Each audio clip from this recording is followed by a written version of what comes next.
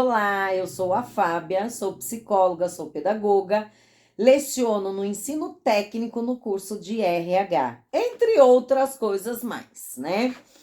Este é o canal Psicologia Organizacional por Fábia. Qual é o objetivo desse canal?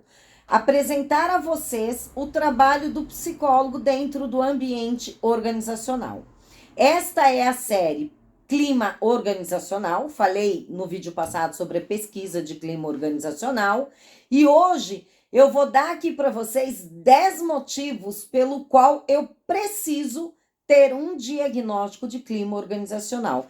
E esse diagnóstico ele é alcançado através da pesquisa de clima organizacional. Vou começar pela retenção de talentos. Bom, qual é o principal objetivo da pesquisa de clima organizacional? É medir periodicamente o nível de satisfação interno das organizações. Os resultados que eu tenho nessa pesquisa, que eu encontro no término dessa pesquisa organizacional, eles auxiliam fortemente na atração de retenção de talentos. Ninguém quer permanecer trabalhando em uma organização onde tem pessoas estressadas e mal-humoradas. Se ninguém quer permanecer, quem é que vai querer ingressar nessas organizações? Eu não, você vai? Acredito que também não. Então, a retenção de talentos, quando eu aplico o clima organizacional, a pesquisa de clima organizacional e entendo um pouco dos resultados mensurados, eu vou entender por que ninguém está querendo ficar na minha organização. E, gente, existe povo fofoqueiro, e aí ele sai contando e detona a sua organização, porque ele vai contar para o amigo dele que lá só tem gente estressada, mal-humorada, que o clima lá é horrível. O amigo dele vai contar para o outro amigo, que vai contar para o outro amigo, e aí é onde nós vamos perder de reter os talentos que a nossa organização poderia reter. Porque os talentos que existem no mercado também não vão querer ingressar nela. Outro ponto, gestão de conflitos. Esse é um ponto muito bacana, né, para o psicólogo, porque, como eu já disse em outros vídeos, o psicólogo é um grande estudioso do comportamento humano, um observador, então ele vai conseguir observar e detectar que existe ali um conflito. E aí ele aplica, né, uma pesquisa de clima organizacional e ele chega a um diagnóstico. Então aí ele tem a oportunidade de identificar os principais fatores que promovem a desmotivação ou os agentes causadores desses conflitos na equipe. Já ouviu aquela historinha? Uma laranja estragada dentro do saco estraga as outras laranjas? Então, a gente precisa levantar esse diagnóstico para conseguir trabalhar esse conflito dentro da organização, para que isso não dissemine com os outros integrantes dessa equipe. Outro ponto que a gente pode ressaltar, estou no terceiro ainda, estou contando, é a valorização dos profissionais. Quem é que não gosta de ser valorizado? Né? Quem é que não gosta de receber um elogio? Então, essa situação de elogiar, de reconhecer o meu colaborador, faz com que ele se sinta seguro. Então, o colaborador percebe que as opiniões que ele dá são importantes para a organização. Ele passa a se sentir parte integrante de todo aquele processo e entende o quão a sua atividade é imprescindível para o sucesso de todo o negócio, de toda a organização. Uma pesquisa de clima organizacional vai me fazer valorizar o meu profissional, porque ele vai perceber que eu me preocupo com o bem-estar dele. Eu quero saber se ele está se sentindo bem dentro da organização. Eu quero saber a quantas andam o clima ali dentro. Então, ele vai perceber o valor que ele tem para mim. A identificação dos pontos fortes e fracos. É possível reconhecer oportunidades e fraquezas internas com a aplicação da pesquisa de clima organizacional. Além de reconhecer essas oportunidades e fraquezas internas, o que é bom e o que está fraco, além de detectar esses pontos que eu preciso aperfeiçoar, existem também algumas questões que precisam ser substituídas de imediato. Essa ação ela evita que uma situação desgastante seja vivida pelos colaboradores e o foco na obtenção ou na superação dos resultados de forma geral se torna evidente. Então, eu preciso dessa pesquisa para diagnosticar esses pontos e tornar os resultados mais acessíveis possíveis. Assim que eles se tornam acessíveis, eles se tornam também evidentes. Auxílio à tomada de decisões estratégica do RH. Este é mais um ponto onde deve ser levantado um diagnóstico. Quando eu vou definir esses pontos fracos que eu acabei de citar e hábitos que precisam ser mudados, alguma situação, comportamento que precisa ser extinguido dentro da organização, ela tem a chance de investir em ações mais eficazes, né? Essas ações mais eficazes, elas vão gerar resultados muito mais significativos. Em alguns casos até, ela vai diminuir a questão do tempo despendido na execução das tarefas, né, do alcance dos objetivos. E como eu já falei em algum vídeo passado, quando a gente coloca um objetivo a longo prazo, com prazo muito comprido, a desmotivação fatalmente aparece no meio do caminho. Então, a gente precisa se ater a isso, a gente precisa otimizar o tempo do dia a dia da organização, porque isso, na verdade, essa otimização de tempo, ela é um diferencial para as próprias ações estratégicas. Sexto ponto, estou contando, proximidade com os funcionários. Quando eu me preocupo com os funcionários, eu já falei de entender as necessidades dos funcionários no vídeo sobre motivação, né, de me aproximar deles. E quando eu me preocupo com eles e até proponho uma pesquisa de clima organizacional para perceber, analisar como está aquele clima, os organizadores se tornam muito mais próximos, a organização se torna muito mais próxima dos colaboradores. Então, esta preocupação com a aproximação, ela é efetiva no sentido de mostrar que eu estou preocupada, mais uma vez, mostrando a atenção que eu despendo aos meus colaboradores. Isso, consequentemente, vai aumentar as chances de fazer com que esses profissionais se comprometam mais ainda com o objetivo da organização. E aí vem aquela fala, a partir daí eles vistam de verdade a camisa da organização, a camisa da empresa. Outro ponto que a gente pode falar ainda é a investigação sobre a rotatividade. Está tendo uma rotatividade muito grande dentro da minha organização. Eu tenho um bom salário, eu tenho benefícios, eu tenho algumas situações diferenciadas dos meus concorrentes para com os meus colaboradores e mesmo assim eu tenho perdido os meus profissionais para minha concorrência. O que é que está acontecendo? É o momento de parar e se perguntar, por que isso está acontecendo com frequência?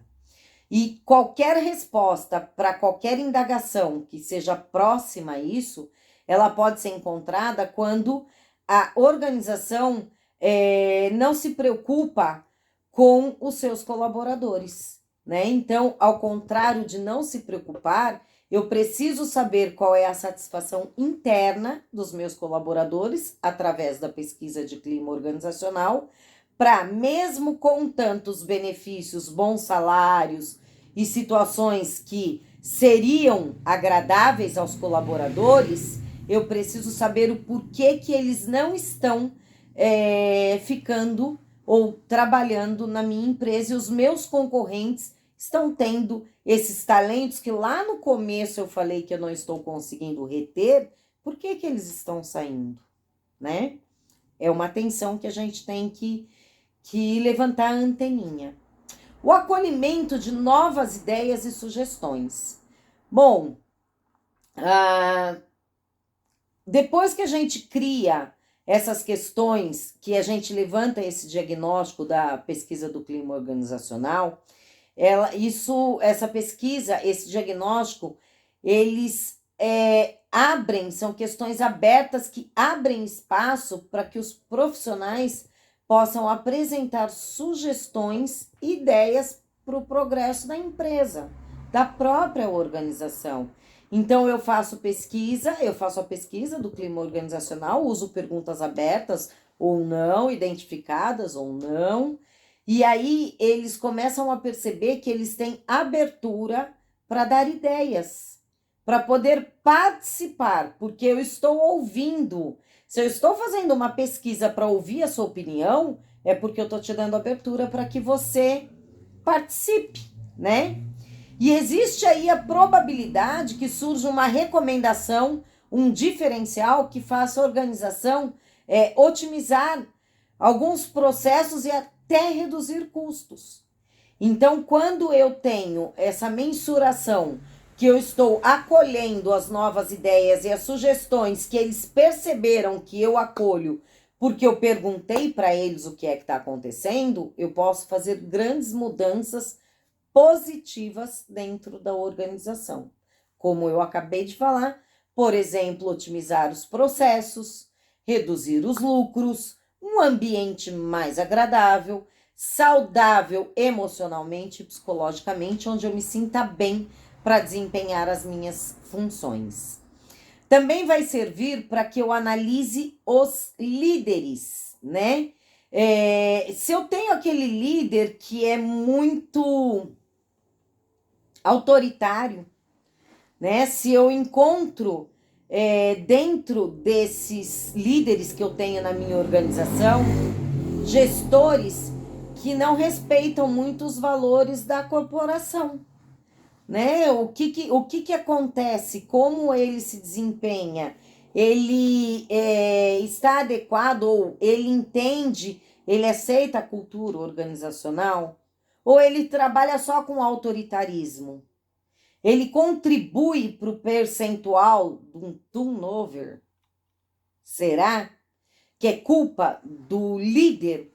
Tantas pessoas entrando e saindo da minha organização? Então, por isso que eu falei, gente, que às vezes a gente pode fazer uma pesquisa de clima organizacional sem identificação. Se eu quero mensurar o comportamento, por exemplo, ou a lida, digamos assim, dos meus líderes, a relação dos meus líderes com os colaboradores, uma pessoa ou outra, por se identificar, pode se sentir inibido. E aí ele acaba não falando a verdade. Ele omite a verdade, que é o foco do problema da inter-relação dos líderes e liderados. Então, não tenho uma clareza fidedigna do que é que está acontecendo. Então, por isso que eu sugeri que em algumas vezes a gente pode fazer a pesquisa de clima organizacional sem se identificar. E aí, para fechar o 10º ponto, eu vou falar sobre a melhoria na qualidade de vida no trabalho. A empresa que conhece os seus colaboradores, o clima organizacional que permeia essa organização, ela é também capaz de identificar onde e como investir em seus talentos, em seus colaboradores, melhorando a qualidade de vida no trabalho. E isso acontece porque quando a gente é ouvido, quando a gente consegue relatar as nossas necessidades e a organização recebe as nossas necessidades, escuta, ouve as nossas necessidades, quando eu consigo falar dentro da minha organização, da organização que eu trabalho, quais são os meus objetivos pessoais e profissionais que me farão permanecer dentro daquela organização e que me farão procurar novos desafios para crescer dentro daquela organização, tudo muda. A qualidade de vida no trabalho muda completamente. Eu estou sendo ouvido, as minhas necessidades estão sendo supridas, né? Eu tenho desafios, eu quero crescer. Se eu estou dentro de uma organização que tem um climão, que não tem uma retenção de talentos, que eu não tenho chance para crescer, que não tem um plano de carreira, que não tem uma descrição de cargo, gente, o que é que eu vou fazer nessa organização? Por que é que eu vou teimar em trabalhar lá? Então, hoje eu comentei com vocês sobre 10 pontos que valem a pena a aplicação de uma avaliação de pesquisa de clima organizacional e 10 diagnósticos que permeiam aí essa pesquisa e que confirmam a necessidade do trabalho da pesquisa de clima organizacional. E todos esses se encaixam muito bem nas funções de um psicólogo, onde ele vai estar podendo, onde ele vai poder escrever, ou seja, desenvolver esse projeto de pesquisa de clima organizacional, onde ele vai formular as perguntas, porque ele é um grande conhecedor de comportamento, e onde ele vai estar aí analisando e mensurando todas essas respostas. E aí, consequentemente, mudando o climão da organização, mudando o clima organizacional. Tá certo, pessoal? Hoje eu falei, então, esses 10 pontos que se faz necessário o diagnóstico. Agradeço pela colaboração de todos vocês, agradeço por vocês estarem aqui mais uma vez comigo assistindo. Não se esqueça de se inscrever no meu canal, deixa o seu like, faz comentário, faz pergunta, responde. Se eu não souber, a gente pesquisa junto e eu trago sempre a resposta no próximo vídeo. Muito obrigada, uma boa semana para vocês e até quarta-feira novamente. Até mais, pessoal!